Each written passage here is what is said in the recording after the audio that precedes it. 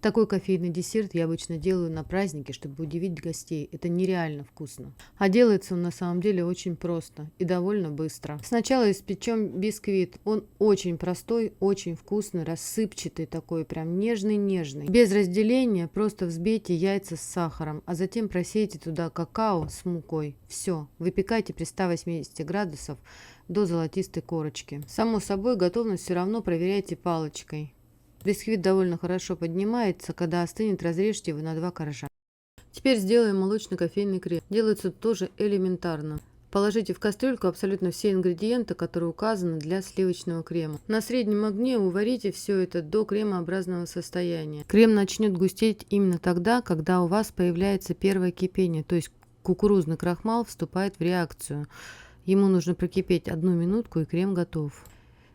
Нельзя, чтобы крем прилип, поэтому не используйте высокий огонь и постоянно мешайте венчиком. Масло и сгущенку разотрите до кремообразного состояния. Масло должно быть мягким, комнатной температуры, но не растаявшее. У вас должен получиться масляно-сгущенный крем. Далее элементарно, Ватсон. Белки, которые остались от кофейно-молочного крема, мы взбиваем до средних пиков, таких слегка подвижных. После чего переходим к последней фазе. Нам нужно просто сделать сахарно-агарную смесь, которую мы вольем в яичные белки взбитые.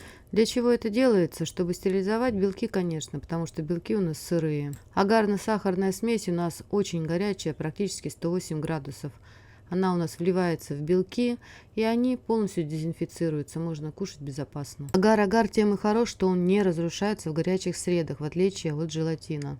Ну и, честно говоря, вкус и текстура блюд на агар-агаре намного лучше. Более бархатистая, более нежная. Так, что мы делаем? Мы просто залили агар-агар водой и дали ему немножечко постоять. Затем включили огонек средний и дали ему слегка загустеть, после чего высыпали туда 100 грамм сахара. И теперь на среднем огне нам нужно его довести до кипения 108 градусов. Я делаю это с помощью обычного кулинарного термометра. Вот на среднем огне у нас агар немного слегка загустел, когда начинается кипение. И что теперь мы делаем? Мы туда высыпаем сразу 100 грамм сахара. Сахар высыпайте сразу весь. У вас сначала смесь загустеет, а потом станет жидкой. Так и должно быть. Продолжайте его уваривать на среднем огне. Возьмите термометр, периодически смотрите, постоянно мешайте и доведите до 108 градусов. Агар-агар с сахаром очень сильно пенится, когда кипит, поэтому посуда у вас должна быть с толстым дном и высокими стенками, чтобы ничего не пригорело и ничего не вылезло. Как только температура сиропа у вас достигла где-то 107 градусов, включайте на полную мощность опять белки взбитые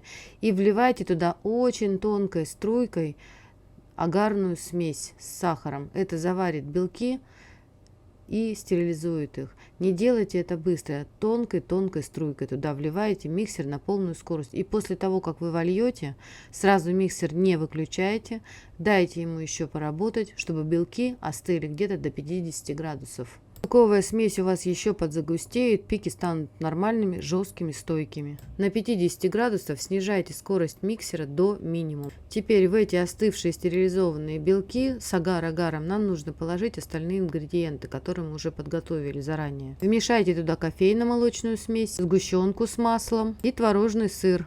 Все доведите до однообразного состояния. Долго не вымешивайте, потому что агар-агар начинает застывать при 40 градусах. Как только все смешается, сразу же ничего не ждем. Эту воздушную яично-агарную смесь выливаем на бисквит. Бисквит просто руками порвите на средние кусочки. Уйдет где-то 1,5 коржа.